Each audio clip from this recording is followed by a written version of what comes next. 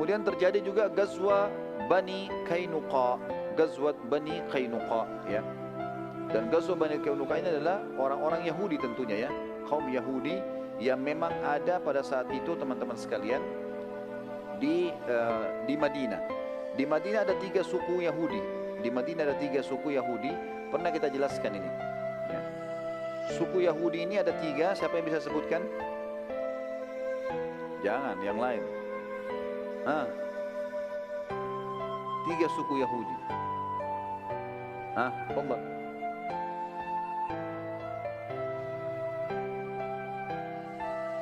Baik, ahsan.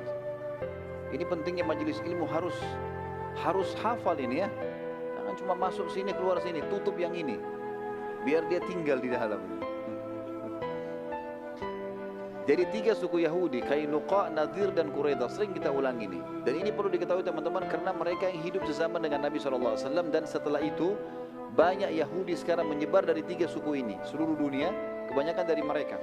Gitu kan? Baik, suku Yahudi ini 3-3-nya diusir dari Madinah. Dan mereka nanti menuju ke Khaybar, lalu mereka diusir dari Khaybar, keluar dari Jazirah Arab di zaman Umar bin Khattab. Nanti kita akan jelaskan panjang lebar semua masalah itu. Dan jelas, mereka dikeluarkan dari Madinah karena ada sebabnya. Selama orang kafir di wilayah Muslim tidak buat masalah, tidak akan diganggu.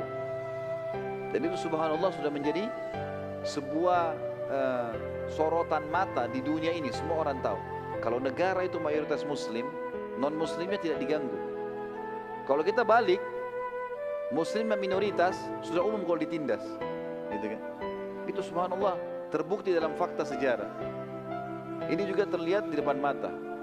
Orang-orang Yahudi di Madinah selama tidak buat masalah, Nabi SAW tidak ganggu sama sekali. Termasuk tadi ada Salam bin Mushkim, pimpinan mereka, yang mau coba bantu Abu Sufyan. Nabi tahu, tapi Nabi tidak hukum karena Abu Sufyan tidak berhasil masuk. Kalau berhasil masuk baru dihukum, gitu loh. Suku Qainuqa ini teman-teman sekalian salah satu suku Yahudi yang pertama yang diusir, ya, suku pertama Yahudi yang diusir oleh Nabi SAW. Ada sebabnya. Kalau saya ibaratkan meja ini kota Madinah, yang saya sedang di depan saya meja ini, ada benteng Madinah mengelilingi kota Madinah, tembok yang tinggi dan ada pintu gerbangnya dari muka dan belakang, biasa dibuka di waktu tertentu, pagi, malam ditutup. Di dalam kota Madinah teman-teman, setiap suku juga punya benteng-benteng. Setiap suku juga punya benteng. Ini ada benteng, ada benteng. Termasuk 3 suku Yahudi itu punya benteng. Qainuqa punya benteng sendiri. Di dalam benteng mereka ini teman-teman, semua rumah sukunya, satu sukunya, dalam ada pasar, ada sumur, ada peternakan, ada luar biasa. Seperti satu kota. Kota di dalam kota gitu. Gitu kan? Jadi semua, jadi musuh-musuh pun tidak bisa menyerang mereka. Seperti itu. Nanti kita akan lihat bagaimana Nabi SAW mengepung benteng-benteng mereka. Suku Qainuqa ini dan suku-suku yang lain, kalau pagi mereka buka pintu gerbangnya untuk memberikan kesempatan orang kalau mau belanja di pasar. Rupanya ada satu orang muslimah, sahabiat Nabi, masuk ke toko emas, punya salah satu anak muda Yahudi Qainuqa. Rupanya wanita ini bercadar mau beli emas, gitu. Digodai oleh penjaga toko ini, yang pemilik toko orang Yahudi. Suruh buka cadarnya, dirayu-rayu. Sahabat ini tidak layani. Waktu dia lihat godaan ini mengganggu dia dan sampai dia mau keluar, rupanya dengan sangat lihai si Yahudi ini, dia mencantolkan, dia mengejar dari belakang, dia mencantolkan besi tajam, ya, besi yang tajam kayak kail, yang akhirnya waktu sahabat ini jalan sobek bajunya. Dan karena dia tidak tahu kalau itu terpasang, maka sobek dari bawah sampai ke atas bajunya, sobek, kelihatan auratnya. Lalu pemilik toko ini sama teman-temannya tertawakan sambil lihat auratnya. Lewat satu orang sahabat Nabi laki-laki, kemudian sahabat ini lihat si Yahudi tadi. Dia tahu ini pemilik tokonya siapa. Dia juga kebetulan mau belanja di pasar itu. Dia bawa pedang.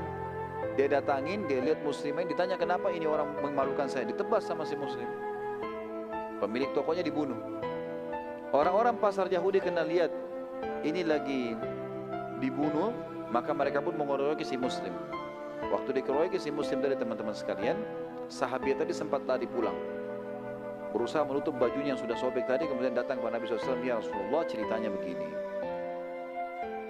Karena wanita ini terpercaya di tengah-tengah Nabi, di tengah muslimin, dan Nabi SAW tahu siapa dia, maka Nabi tidak pakai banyak tanya, langsung saja Nabi SAW mengepung, membentuk pasukan mengepung Qainuqa, Dan pada saat itu teman-teman perlu kita tahu ya, Qainuqa itu waktu itu di bentengnya memiliki 700 orang personel perang. Ini tentara yang sudah dilatih militer, 700 orang. Dan mereka bersenjata lengkap. Mereka juga memiliki benteng yang sangat kokoh di Madinah. Di dalam benteng tersebut semuanya ada sumur, pasar, perkebunan, peternakan, dan cukup untuk memberikan mereka kehidupan. Kalaupun ada musuh sedang mengepung mereka 1 bulan atau 2 bulan, mereka tidak apa-apa nggak keluar. Semuanya ada. Qainuqa waktu mengetahui Nabi SAW mengepung mereka, maaf, cukup kebutuhan itu 1 tahun ya, bukan 1 bulan, 1 tahun. Riwayat mengatakan begitu.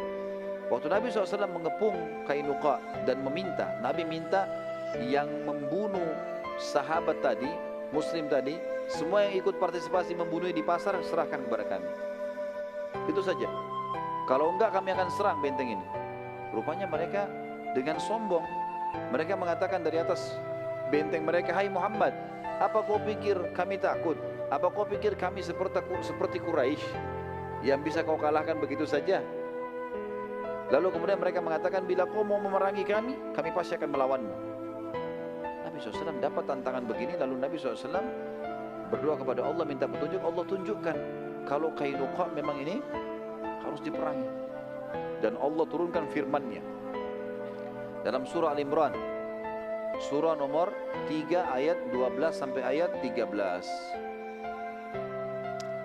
Allah SWT berfirman, a'udzubillahi minasyaitonirrajim, qul lilladzina kafaru satughlabuna wa tuhsyaruna ila jahannam wa bi'sal mihad qad kana lakum ayatun fi fi'atain iltaqata fi'atun tuqatilu fi sabilillahi wa ukhra kafiratun yarawnahum mithlaihim ra'yal 'ain wallahu yu'ayyidu binasrihi man yasha' wal inna fi dzalika la'ibratan liulil absar. Katakanlah hai Muhammad kepada orang-orang yang kafir, kamu pasti akan dikalahkan di dunia ini dan akan digiring ke dalam neraka jahanam, dan itulah tempat yang seburuk-buruknya. Maksudnya di sini Nabi SAW disuruh bilang kepada suku Qainuqa, kalian nantang perang, di ayat-ayat turun. Katakan kepada mereka, hai Muhammad, kalian pasti akan dikalahkan. Ini pasti akan diserang, kalian akan kalah, itu janji Allah. Dan kalian akan digiring ke neraka jahanam, bagi yang mati dalam peperangan ini akan digiring ke neraka jahanam, gitu kan? Dan itu seburuk-buruk tempat. Ayat 13-nya, sesungguhnya telah ada tanda bagi kalian, ya, orang-orang beriman tentang 2 golongan yang saling bertempur. Maksudnya adalah antara muslimin dengan orang-orang musyrik Mekah di perang Badar. Segolongan berperang, ya. Jadi di sini disuruh katakan, hai manusia. Maaf, tadi saya bilang orang beriman. Jadi Allah mengatakan, hai orang-orang Yahudi, seperti itulah. Hai orang-orang kafir, kalian tahu loh tentang kisah bertemunya antara 2 pasukan di jalan Allah. Yang satu golongan yang berperang di jalan Allah, dan yang lain kafir. Dan orang kafir itu, orang-orang musyrik Mekah, melihat pasukan muslimin 2 kali lipat jumlahnya dengan penglihatan mata mereka. Allah menguatkan dengan pasukannya siapa yang Dia kehendaki. Sesungguhnya pada demikian itu terdapat pelajaran bagi orang-orang yang memiliki atau mempunyai mata hati. Setelah terkepung selama 15 hari, akhirnya Bani Qainuqa meminta perdamaian. Padahal mereka sangat kuat, mereka bisa bertahan setahun tidak keluar. Tapi Allah tanamkan rasa takut dalam hati mereka dengan beberapa kali menyurati Nabi SAW. Tapi Nabi selalu menolak, Nabi tetap akan memerangi. Sampai akhirnya Nabi SAW mensyaratkan, kalau mau maka kalian harus tunduk dengan hukumku. Terserah, aku melakukan apa saja pada kalian. Subhanallah, karena takutnya mereka, akhirnya mereka mengatakan baiklah. Dan seluruh Qainuqa menyerah, membuka pintu gerbangnya, termasuk 700 orang, ya, personil perangnya, prajurit-prajuritnya. Nabi SAW itu sudah niat untuk membunuh semuanya, tapi ternyata ada pemimpin orang-orang munafik namanya Abdullah bin Ubaidillah bin Salul. Kebetulan Abdullah bin Salul ini adalah partner bisnisnya suku Qainuqa. Banyak toko-toko di situ yang diinvestasi. Abdullah bin Ubaidillah bin Salul ini ikut investasi. Maka dia dikatakan halif. Halif itu adalah partner, ya. Waktu itu Nabi SAW sudah niat ini harus dibunuh, karena mereka memang sudah turun dengan hukum Nabi SAW. Ternyata Abdullah ini datang, bin Nabi Salul bin Ubaidillah bin Salul ini, lalu dia mengatakan kepada Nabi SAW, ya Rasulullah, berbuat baiklah pada sekutu-sekutuku, gitu kan? Dengan kalimat kasar, ya. Nabi SAW memalingkan wajah darinya. Abdullah terus mendatangi Nabi SAW dan terus memohon sambil mengatakan, wahai Rasulullah, berbuat baiklah pada sekutu-sekutuku. Ya, apakah engkau akan membunuh 700 orang sekaligus dalam satu hari? Lalu bagaimana kesepakatan antara aku dengan mereka? Nabi SAW terus saja mengatakan, menjauhlah dariku, menjauhlah dariku. Dan ini teman-teman sekalian, lihat perilaku Nabi SAW beda dengan orang kafir harbi. Beda perilaku Nabi ini dengan tegas ke orang kafir harbi. Beda dengan orang kafir zimmi yang di bawah naungan pemerintah Islam yang tidak boleh diganggu. Beda dengan orang munafik. Banyak orang salah paham ini. Begitu dia tahu munafik, misalnya pura-pura Islam, atau misalnya dia membenci Islam walaupun namanya Islam, tiba-tiba saja mau dibunuh. Ingat, perilaku Nabi munafik gak dibunuh loh. Munafik gak dibunuh. Tapi Nabi sebutkan ciri-ciri mereka. Dan mereka boleh tidak diajak teman, boleh tidak dikasih pekerjaan, ya kan? Boleh diboikot, tetapi mereka tidak boleh dibunuh. Berapa kali Umar bin Khattab mau nebas lehernya Abdullah bin Abi Salul, Nabi larang. Dan apa kata Nabi SAW? Statement yang sangat jelas, jangan hai Umar, jangan sampai orang mengatakan Muhammad membunuh temannya. Maksudnya mereka masih ngaku muslim, jangan sampai orang bilang, oh muslim bunuh muslim tuh. Seperti itulah. Jadi ini ada perilaku yang penting teman-teman sekalian ya. Dan jangan sampai ada seorang muslim lagi jalan dengan orang yang mungkin divonis sebagai seorang munafik, gitu kan? Karena ciri-cirinya kebetulan ketemu, lalu kemudian kita menganggap, oh berarti orang ini juga munafik. Tidak boleh teman-teman. Bagaimana orang-orang yang suka vonis begini kalau dia lihat waktu Abdullah bin Ubaidillah bin Salul datang ke Nabi SAW dan ngomong. Bagaimana kalau di zaman Nabi ada kamera teman-teman sekalian, dan mereka lihat orang-orang munafik dulu di majelisnya Nabi. Mungkin sudah Nabi juga disalahkan, gitu kan? Jadi nggak boleh sembarangan ini. Kita harus tetap adil melihat individu muslim itu. Karena kita tidak bisa tahu ini munafik atau bukan, gitu kan? Dan kalaupun dia datang ngobrol, Nabi SAW masih layani. Bahkan dia minta 700 personel ini jangan dibunuh. Terus saja dia datang, ya.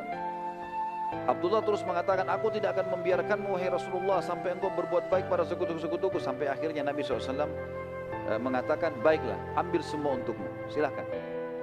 Akhirnya Abdullah memerintahkan agar 700 orang itu dibebaskan. Sebagian dari kaum Qainuqa karena masih takut, dan akhirnya karena takut mereka hijrah ke wilayah Khaybar. Mereka hijrah ke wilayah Khaybar.